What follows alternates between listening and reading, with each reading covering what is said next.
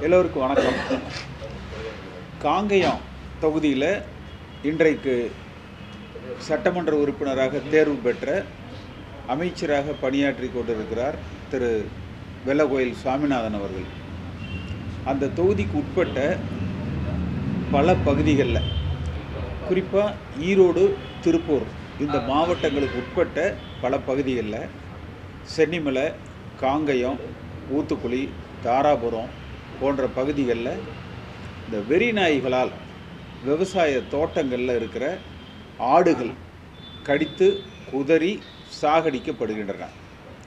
கடந்த இந்த 4 ஆண்டுகளில் ரொம்ப குறைஞ்சபட்சம் 3000க்கு மேற்பட்ட ஆடுகள் உயிரிழந்திருக்கிறது. அது குறிப்பாக இந்த கடந்த ஒரு 6 மாதங்களில் ஒரு 400-500 ஆடுகள் கொல்லப்பட்டிருக்கிறது. தமிழ்நாடு அரசாங்கம் 1000 கோடி ரூபாய்க்கு மேலே உள்ளாட்சிகள் மூலமாக அந்த வெறிநாய்கள் ஏற்படுகிற அந்த பாதிப்புகளை தடுக்க வேண்டும். அப்படி பாதிப்பு ஏற்படுகிற ஆடு மாடு போன்றவற்றிற்கு நிவாரணங்களை அந்தந்த விவசாயிகளுக்கு வழங்க வேண்டும் என்று 1000 கோடி ரூபாய்க்கு மேலே ஒதுக்கீடு செய்திருக்கிறார்கள். அந்த தொகை யார் ஒதுக்கி கொண்டார்கள் என்று தெரியவில்லை. இந்த 4 ஆண்டு காலத்தில் எந்த விவசாயிக்கும் அப்படிப்பட்ட இழப்பீடு கொடுக்கப்படலை. இது தொடர் சம்பவங்களாக இருக்கிற காரணத்தினால கடந்த 3-4 தினங்களுக்கு முன்பாக காங்கேயத்தில் திட்டுப்பாறை என்கிற பகுதியில் ஆயிரக்கணக்கான விவசாயிகள் ஒன்று கூடி உயிரிழந்த ஆடுகளை எல்லாம் டிராக்டரில் போட்டு கொண்டு வந்து அவர்கள் கேட்கிற பொழுது காவல்துறையை வைத்து அந்த விவசாயிகள் அடித்து விரட்டப்பட்டிருக்கிறாங்க. கைது நடவடிக்கை என்று அச்சுறுத்தப்பட்டிருக்கிறாங்க. அங்கே இருக்கிற திருமண மண்டபத்தில் அடைத்து வைக்கப்பட்டு பின் விடுதலை செய்யப்பட்டிருக்கிறார்கள். ஏன் அவங்க அந்த போராட்டம் நடத்தினாங்கன்னா, கடந்த காலங்களில் அரசு அதிகாரி திருப்பூர் மாவட்ட ஆட்சித்தலைவரே உத்தரவாதம் கொடுத்தார். அதாவது தகுந்த இழப்பீடுகளை விரைவாக நாங்கள் வழங்குகிறோம் என்று 6 மாதங்களுக்கு முன்பாக உத்தரவாதம் கொடுத்திருந்தார். அப்படி கொடுக்கப்பட்ட எந்த உத்தரவாதமும் நிறைவேற்றப்படலை. அதை நிறைவேற்ற வேண்டும் என்று கோரிக்கை வைத்து போராடுகிற அந்த விவசாயிகள் மீது அதிகபட்ச பலப்பிரயோகம் பயன்படுத்தப்பட்டு அவர்கள் அந்த இடங்கள்லேருந்து அப்புறப்படுத்தியிருக்கிறாங்க. இது நடந்து ஒரு 2 நாட்களில் இன்று மீண்டும் சென்னிமலை பகுதியில் ஒரு 23-25 ஆடுகள் மீண்டும் அந்த வெறிநாய்களால் கொல்லப்பட்டிருக்கிறது. அது கேட்டு அவர்கள் போராட்டம் நடத்துகிற பொழுது திமுக கட்சியினர் தனியாக நாங்கள் இந்த ஆடுகளுக்கு மார்க்கெட் ரேட்டு போட்டு பணம் கொடுத்துட்றோம், போராட்டத்தை கைவிடுங்க என்று அவர்கள் பேசியிருக்காங்க. அந்த விவசாயிகள் அரசாங்கத்தின் மூலமாக மட்டுமே எங்களுக்கு பாதுகாப்பு தேவை, அதனால் அந்த அரசாங்கத்தின் மூலமாக மாவட்ட ஆட்சித்தலைவர்கள் மூலமாக எங்களுக்கு இழப்பீடுகள் வழங்க வேண்டும், மேற்கொண்டு இது போன்ற சம்பவங்கள் நடக்காமல் இருப்பதற்கு தகுந்த தடுப்பு நடவடிக்கைகளை எடுக்க வேண்டும் என்று காலை முதல் போராடி இருக்கிறாங்க. அந்த தொகுதியில் சட்டமன்ற உறுப்பினராகவும் இன்றைக்கு அமைச்சராகவும் இருக்கிற திரு சாமிநாதன் இது குறித்து அந்த விவசாயிகளோடு பேச மறுக்கிறார். இதுவரைக்கும் பேசலை. அந்த சம்பவ இடங்களுக்கும் அவர் வருகை தரலை. பாதிக்கப்பட்ட அந்த விவசாயிகளிடத்தில் குறைந்தபட்சம் தொலைபேசியில் தொடர்பு கொண்டு இந்த பிரச்சனையை முடிப்பதற்கு கூட அவர் தயாராக இல்லை. ஆனால் இப்போ எனக்கு இறுதியாக கிடைத்த தகவல் என்பது, கடுமையான அந்த விவசாயிகளது போராட்டத்துக்கு பிறகு ஈரோட்டில் இருக்கிற அமைச்சர் திரு முத்துசாமி அவர்கள் அழைத்து மாவட்ட ஆட்சியர்கள் மூலமாக நடவடிக்கை எடுப்பதாக உறுதி அளித்திருக்கிறார். ஆனால் இந்த அரசாங்கம் இதுபோல இந்த விவசாயிகளை துன்புறுத்துவது தொடர்ந்தால், குறிப்பாக மேற்கு மண்டலத்தில் சமீபத்தில் கூட எல்லோருக்கும் தெரியும், பல்லடத்துக்கு பக்கத்தில் இரட்டை கொலை நடந்தது. இன்று வரை அது விசாரிக்கப்படலை. விசாரிக்கிறாங்கன்னா தனிப்படைகள் போட்டுக்கிட்டே இருக்கிறாங்க. ஆனால் காலப்போக்கில் ஒரு 2 போலீஸ்காரங்க பார்த்துக்கிட்டா நீ எந்த ஸ்டேஷனில் வேலை செய்கிறேன்னு கேட்க மாட்டாங்க. நீங்கள் எந்த தனிப்படையில் இருக்கிறீங்க என்று கேட்கக்கூடிய அளவுக்கு தனிப்படைகளுடைய எண்ணிக்கை தான் அதிகமாக இருக்கே ஒழிய அது குறித்த அந்த நடவடிக்கைகள், அந்த புலனாய்வு செய்து குற்றவாளிகளை அடையாளப்படுத்துகிற அந்த தன்மை மிக குறைவாக இருக்குது. அப்போ தொடர்ந்து மேற்கு மண்டலம் புறக்கணிக்கப்படுது, விவசாயிகள் பாதிக்கப்படுறாங்க. ஆனால் விளம்பரங்களில் 200 தொகுதிக்கு மேலே வெற்றி பெறுவோம் என்று திமுக இன்றைய முதலமைச்சர் சொல்கிறார். இந்த நிலை தொடர்ந்தால் 20 தொகுதிகளில் கூட திமுக வெற்றி பெறாது. இன்றைக்கு அதிமுகவில் ஏற்பட்டிருக்கிற அந்த உட்கட்சி குழப்பம், கட்சியை ஒருங்கிணைக்க தவறுகிற எடப்பாடி பழனிசாமியினுடைய நடவடிக்கைகளால் திமுக இன்றைக்கு செல்வாக்கு பெற்றதாக இருக்கிறதே ஒழிய மக்கள் மத்தியில் ஒரு செல்வாக்கு பெற்றதாக இல்லை. மேற்கு மண்டலங்கள் புறக்கணிக்கப்படக்கூடாது. இந்த பகுதியில் இருக்கிற விவசாயிகளது கோரிக்கைகள், தேவைகள், அவர்களது பாதிப்புகள் அகற்றப்பட வேண்டும்.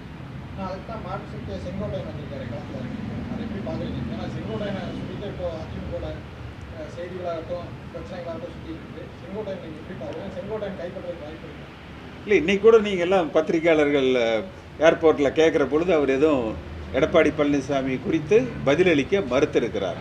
அப்போ அவர் இன்னும் திருப்தி அடையலை என்பதைத்தானே காட்டுது. நிர்வாகிகள் பட்டியலுக்கு வெளியாக இருந்ததில் அவருடைய பெயர் இடம்பெறலை. அவர் வந்து ஒரு எம்ஜிஆர் காலத்தில் நீங்களெல்லாம் பயணித்த காலத்தில் வந்து அவர் நீங்கள் பார்த்துருக்கூடிய நபர் திடீர்னு ஓரங்கட்டப்படுறாரா ஒரு கேள்வி. தைரியம் இருந்தால் எடப்பாடி பழனிசாமி செங்கோட்டையனை நீக்கி பார்க்கட்டும். அதாவது இப்படி ஓரங்கட்டப்படுவது இப்படியே ஒவ்வொருத்தரா, அதாவது ஒரு கட்சியில் ஒரு தலைவர் புதிதாக பொறுப்பெடுக்கிற பொழுது பார்த்தீங்கன்னா 3 விதங்கள் நடக்கும். ஒன்று, இருக்கிற கட்சிக்காரங்களை அரவணைத்து ஒருமுகப்படுத்தி அதிகமாக அவர்களை உற்சாகப்படுத்தி வெற்றி வாய்ப்பை அதிகப்படுத்துவாங்க. இரண்டாவது, பொதுமக்கள் அந்த தலைவரை ஏற்றுக்கொண்டு வாக்களிப்பாங்க. மூன்றாவது, புதிதாக வருகிற அந்த வாக்காளர்கள் அந்த தலைவரை ஏற்றுக்கொண்டு வாக்களிப்பாங்க. பல பேர் எனக்கு தெரிஞ்சு சமீபத்தில் கூட ஈரோட்டிலிருந்து சில பேர் என்னை சந்தித்தாங்க. அதுவும் குறிப்பாக பெண்கள்.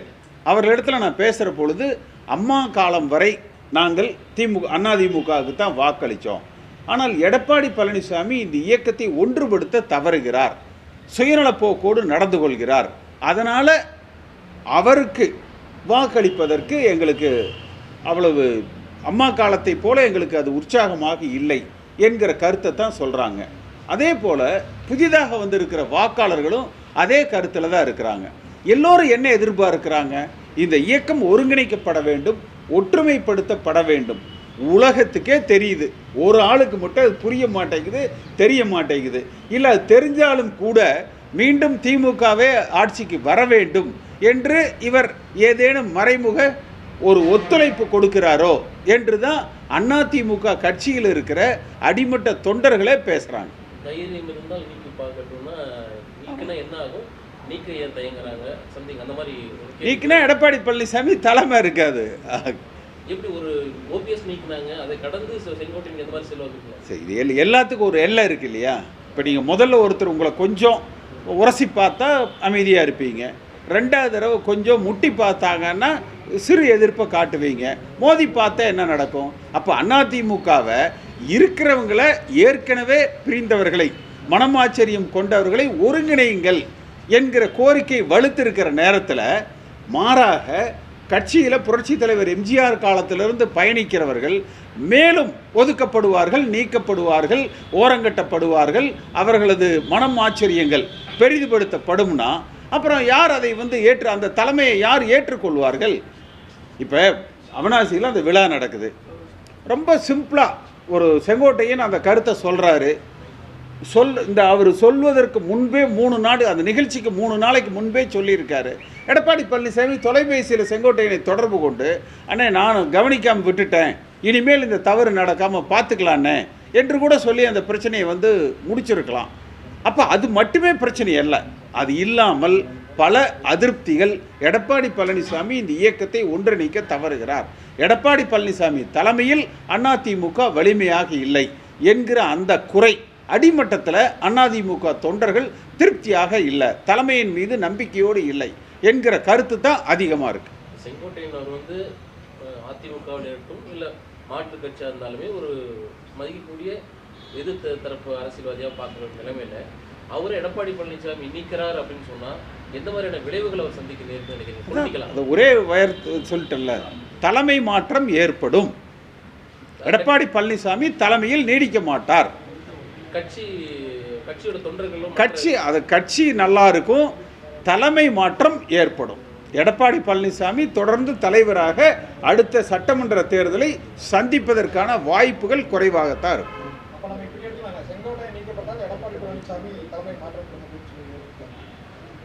இல்லை, இந்த அதிருப்திகள் இப்போ செங்கோட்டையன் ஒருவர் ஆரம்பித்திருக்கிறார்.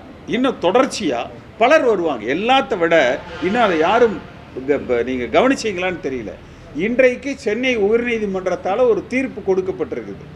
2013 இருந்து 2021 வரை கனிம வளத்தில் நடந்த கொள்ளை, ஊழல், அந்த தாது மணல் கடத்தல் 5000-6000 கோடி ரூபாய் அரசாங்கத்துக்கு இழப்பீடை அந்த நிறுவனங்கள் செலுத்தணும்னு சொல்லியிருக்காங்க.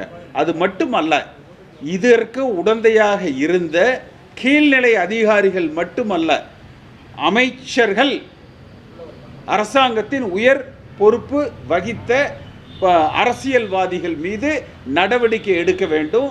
சிபிஐ டைரக்டர், சிபிஐயினுடைய டைரக்டர் அவரது நேரடி மேற்பார்வையில் இதை புலனாய்வு செய்ய வேண்டும். என்ஃபோர்ஸ்மெண்ட் டைரக்டரேட் இதன் தொடர்ச்சியாக நடவடிக்கைகள் எடுக்க வேண்டும்.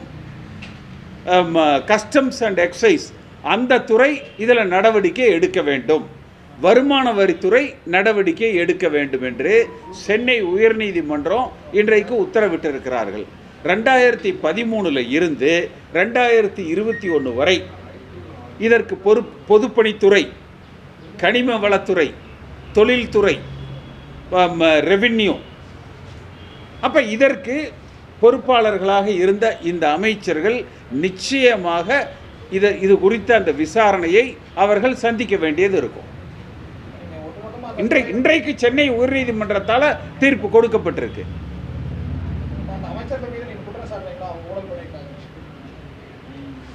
எது இல்லை, அமைச்சர்கள் பேர் சொல்லலை. ஆனால் அவங்க என்ன சொல்லியிருக்காங்க, கீழ்மட்ட அதிகாரிகள் மட்டுமல்ல, மேல் மட்டத்தில், அதாவது வழக்கறிஞர் திரு சுரேஷ் அவர் தான் இதில் அமிக்கஸ் கூறிய அவர் ஆஜராகிருக்கிறாரு. 5 அறிக்கைகள் இடைப்பட்ட காலங்களில் கொடுத்திருக்கிறாரு.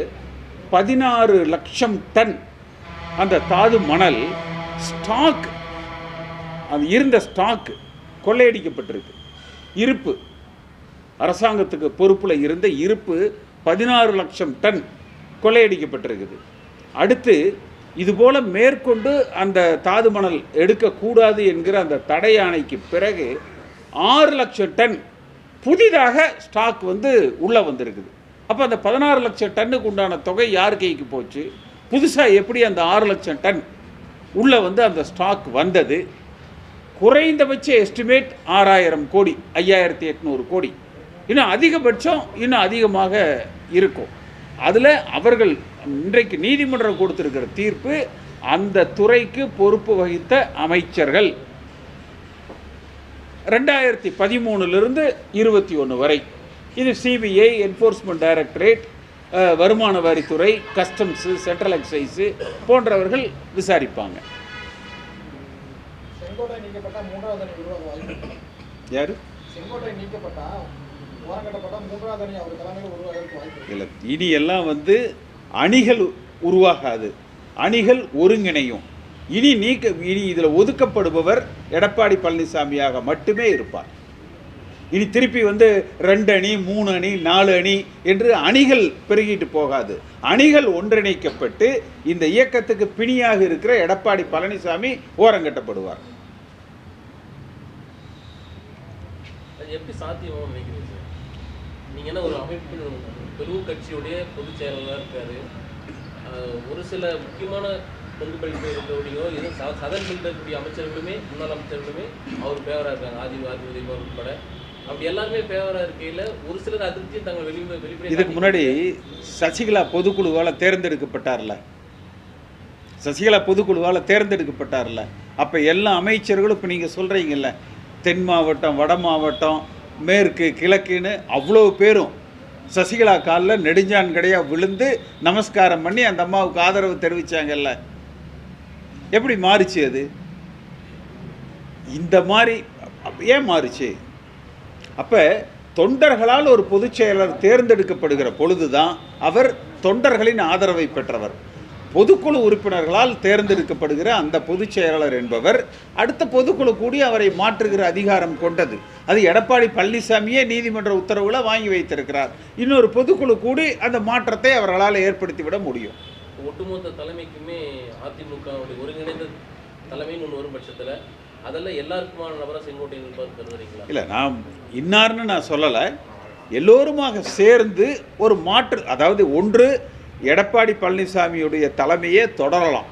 எப்போ இந்த இயக்கத்தை அவர் ஒன்றிணைத்து வலிமையாக கட்டமைத்து வருகிற தேர்தலில் அதிமுக வென்று ஆட்சி அமைக்கும் என்கிற நிலையில் இருந்தால், என்கிற நிலையை இந்த இயக்கத்தை ஒருங்கிணைத்தால் எடப்பாடி பழனிசாமி தொடரலாம். மீண்டும் மீண்டும் கட்சியில் நீக்கங்கள், இணைக்கல, எல்லோரையும் புறக்கணிப்பு, இது போன்ற அதிருப்திகள் தொடர்ந்தால் எல்லோரும் இணைந்து எடப்பாடி பழனிசாமியை அந்த பதவியிலிருந்து அகற்றிவிட்டு எல்லோராலும் ஏற்றுக்கொள்ளப்படுகிற ஒரு தலைமை உருவாகலாம். சமீபத்தில் என்னுடைய வழக்கு உள்பட தேர்தல் ஆணையம் இந்த இரட்டைலை சின்னம் ஒதுக்கீடு சம்பந்தமாக விசாரணையை செய்ய வேண்டும் என்று சென்னை உயர்நீதிமன்றம் தீர்ப்பு கொடுத்திருக்குது. அப்போ இதே போல் அங்கே தேர்தல் ஆணையத்தில் ஒரு மாற்றம் நிகழலாம். இதற்கு முன்பு இதுதான் நடந்தது. 2017 என்ன நடந்ததோ அது மீண்டும் உருவாவதற்கு வாய்ப்புகள் அதிகமாக இருக்கு. இவருடைய தலைமைன்னு நான் சொல்ல வரல. யாரேனும் எல்லோராலும் ஏற்றுக்கொள்ளப்படுகிறவர் ஒருவரது தலைமையில் அதிமுக ஒன்றிணைந்து தேர்தலை சந்திக்க வேண்டும் என்பது பெரும்பான்மையான அதிமுக தொண்டர்கள், நடுநிலையாளர்கள், திமுக எதிர்ப்பாளர்கள், பாஜக எதிர்ப்பாளர்கள், அதிமுகவுக்கு வாக்களிக்கிற மக்கள் விரும்புகிறார்கள். இந்த மனநிலையை புரிந்து கொண்டு எடப்பாடி பழனிசாமி செயல்பட்டால் அவர் தொடரலாம். அவர் புரிந்து கொள்வதற்கு தவறினால் மாற்று தலைமை நிச்சயமாக இந்த ஆண்டு இறுதிக்குள்ள அது உருவாகும். அது வந்து இப்போ ரொம்ப டூ ஏர்லி டு ப்ரெடிக்ட். ஒரு மாற்று ஏற்பாடு நிச்சயமாக நடக்கும்.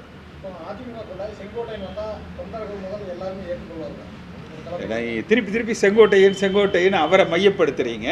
அதிமுகவில் எல்லோரும் இணைந்து ஒரு மாற்று ஏற்பாடுக்கு அது எடப்பாடி பழனிசாமி தவறுகிற பட்சத்தில், அதை நிறைவு செய்ய தவறுகிற பட்சத்தில் அந்த மாற்று தலைமை பற்றிய கருத்துக்கள் உருவாகும். ரைட், அவ்வளோதானே.